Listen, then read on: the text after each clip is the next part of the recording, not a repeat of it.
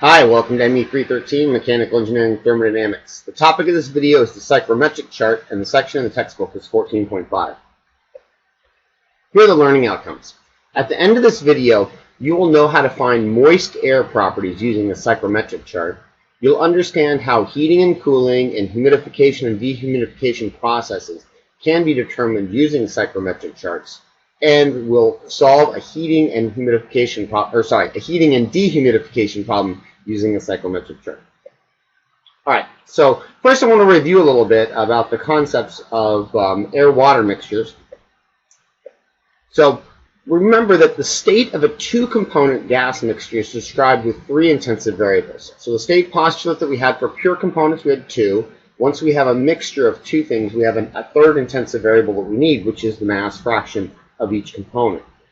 Now normally when we're dealing with air-water mixtures, we're interested in HVAC type stuff, and so we usually assume that the pressure is atmospheric, and so this then therefore drops the number of intensive variables because we're specifying the pressure. And now we have two remaining properties that we want to determine.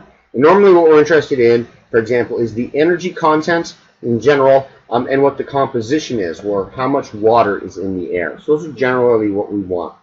Now we can go ahead and specify various sets of parameters, and we looked at this in the previous video.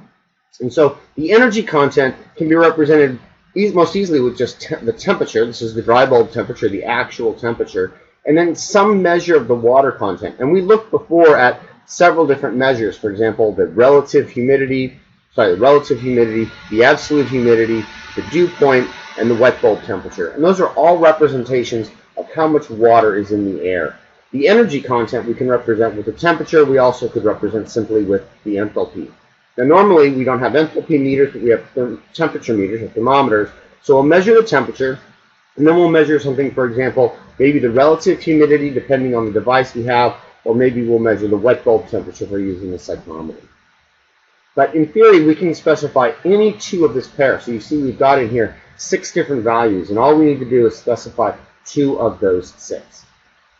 And we'll see on the psychrometric chart how we can do that. EES is a little bit more restrictive. It doesn't let you do any sets of pairs, but you can actually use a fairly wide range of pairs, and we'll see that in a future video when we look a little bit more at EES. So this is what a psychrometric chart looks like. And so down here on the x-axis, this right over here says a dry bulb temperature, or just think of it as the actual temperature in the room. That's the x-axis. And then the y-axis over here is the humidity ratio, or the specific humidity, which is the mass of water per mass of air, and it's given the symbol omega. And so the values on this table here, if you look closely, this is the one from the textbook, are given in grams per kilogram. So the value down here is 2, the value here is 10, and the value there is 20. So we're going about 2%, 10%, 20% of the material is water. Now, 2 values completely specified. So this is a lot like a phase diagram. So if we know the temperature and we know the humidity ratio, we can go ahead and locate any particular point on here. And then all of these other lines, and there's lots of lines on here, so it's good to go ahead and pull out this chart and look at it. There are all those different values we looked at, like the wet bulb temperature, the specific humidity, the relative humidity. So for example, these lines that are sort of curved and in red are the relative humidity. That's the 10% line. There's the 20% line, 30% line, etc. And so right over here is the 100% line, which is completely saturated. So clearly we can't have any material outside of that. These other red lines that are going from the upper left to the lower right are specific volume. And a little bit different, the specific volume is going to be, for example, cubic meters per kilogram of dry air. And all of these are specified per kilogram of dry air. It's a little hard to see on this video. There's some dashed lines right over here. Those are the wet bulb temperature.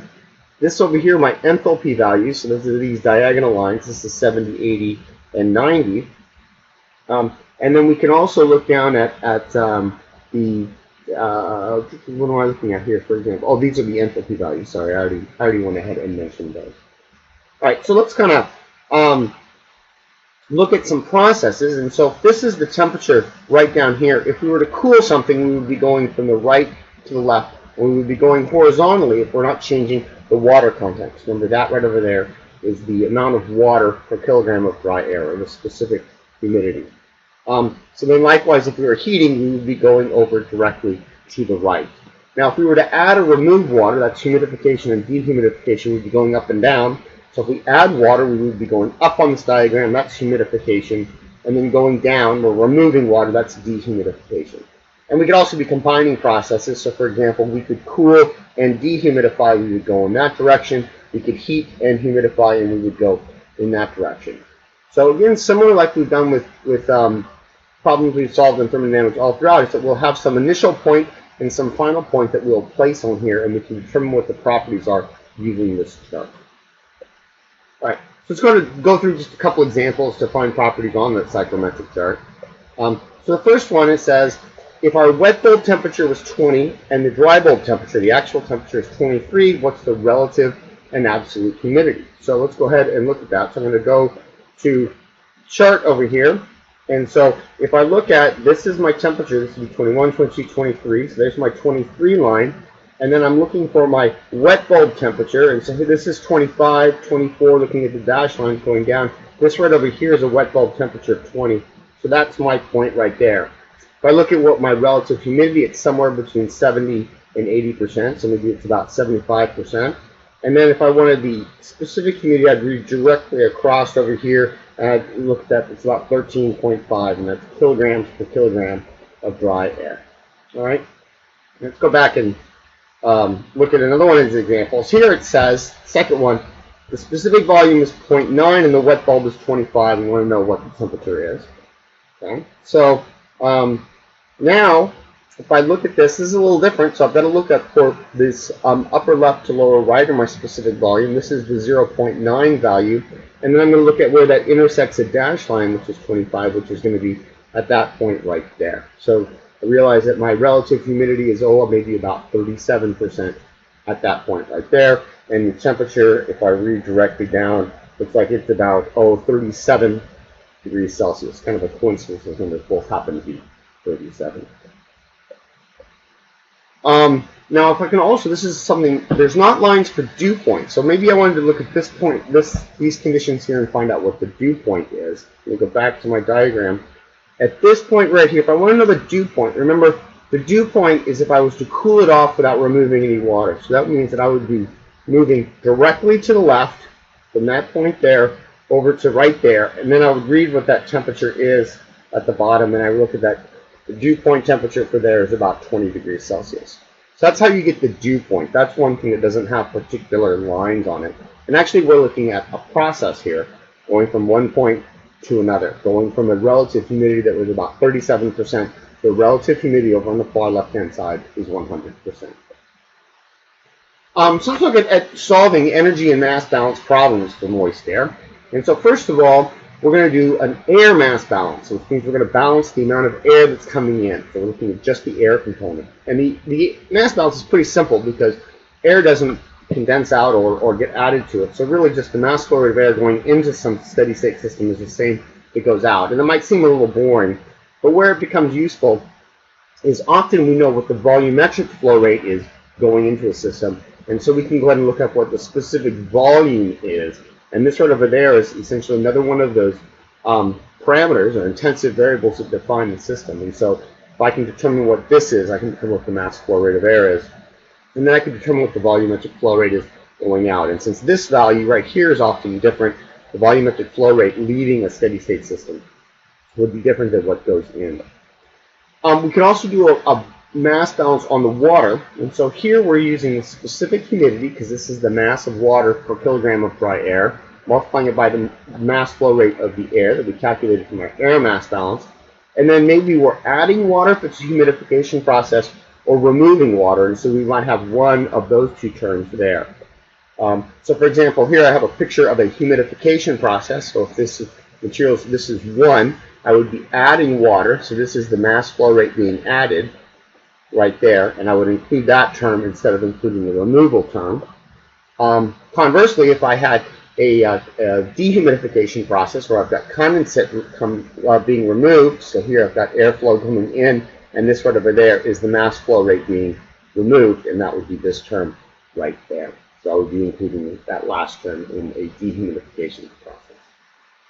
And then the last thing we can balance is an energy balance, and it's just one overall energy balance. And so I might be adding heat, I would have a Q in term. I might be removing heat, there would be a Q out term. I don't have work terms on here. Normally we're adding heat, we're not adding necessarily work in here. And we may also want to go ahead and if we're removing or adding water, we might need to add those terms as well. So we would have the enthalpy of the water, for example, times m dot remove.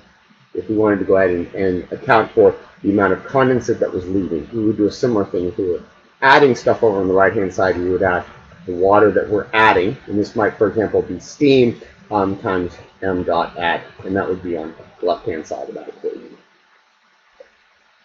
All right, so let's go ahead and do a problem. We're going to use the psychrometric charts for this problem. And so it's a problem out of the textbook where I've got these inlet conditions of a temperature and the relative humidity. And those tend to be what we are specified, as well as a volumetric flow rate. And then I'm told what my outlet conditions are. And so what's happening here is we want to remove, this is a fairly warm air with a fairly high humidity, so we want to remove some of the water content. So we're going to run through these are essentially refrigeration coils. We're going to remove some condensate there. And then we're going to go ahead and warm it back up so that it's at some sort of temperature that might be sort of enjoyable. And we're going to find here in just a minute that if we didn't do this heating process, what would come out of the left-hand side here would be pretty cold. So qualitatively, what's going on here? Well, we're starting off at a warm temperature, so I'm on the right-hand side, and a fairly high humidity. I'm just going to say we're somewhere up there. And then we're coming down to a much cooler temperature and a wet bulb. We might be right over there. And the way the process looks is that first we're going to go ahead and move straight across till we start condensation. So that would be this point right there. And then we're going to go ahead and go all the way down. And then we're going to come straight across at that point right there. And so this point, I'll go ahead and call this point 1. Point 1. Let's go ahead and call this point A, which is right at that point. This right over here would be point 2, right there. And then this right over here would be point 3. So qualitatively, that's what's going on. So let's go ahead and look at this in a little bit more detail in the psychrometric chart over here. And so we have our inlet conditions. If I go back here, of 39 and 50%. And so this right over here is 39 degrees, and then my 50% line. So there's my initial state. So I'm going to go straight across over there. And then what I want to do is find my final state, and that's this point there. So I'm going to move all the way down until I'm horizontal with that point, and then move straight across. All right. So what I can do if I want to determine, for example, the amount of condensate that's getting removed, well, that's going to be this vertical magnitude here, where I've got my absolute humidity entering and my absolute humidity leaving. And then if I want to know how much heating is occurring, right, that's going to be this process right over here. This is the heating process. I have an enthalpy value there and an enthalpy value there, and I can calculate it by the change in enthalpy value.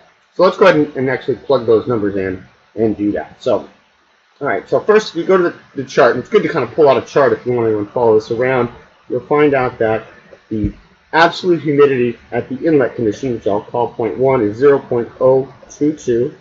And the units of that are kilograms per kilogram of dry air.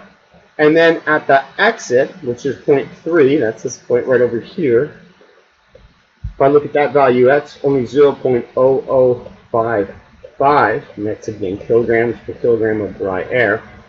And that was horizontal on the line, so that's also equal to the omega 2, which is that point right here in the middle. There's no water being added or removed, so the relative humidity, the absolute humidity remains the same. Sorry, I keep misspeaking about that.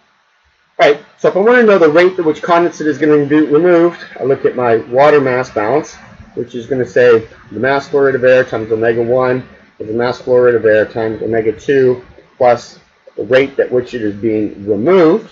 So I need the mass flow rate of air, and I can get that if you remember the volume flow rate for this problem was specified at 0.1 meters cubed per kilogram. So I can go ahead and find the mass flow rate of air, which is V dot over V1. And this is actually 1 at the inlet, 0.1, and then I'm going to look at those lines that go from the upper left to the lower right.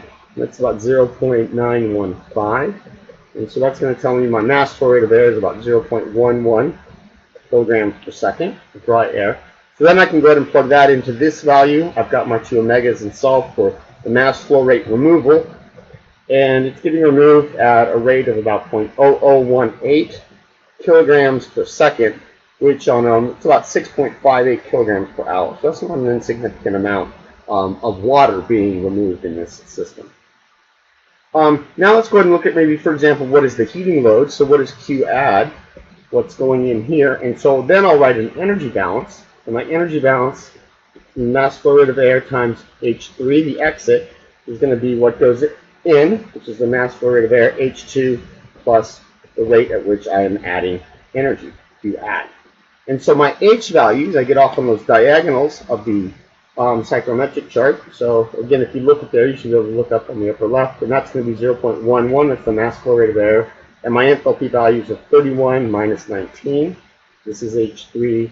That right there is H2. And that gives me the Q that I'm adding, which is 1.32. And it's going to be kilojoules per second, or the same as kilowatts. Right? So that's how we go ahead and solve these problems with the psychrometric chart. And in the future video, we'll go ahead and look at solving this same problem using EES.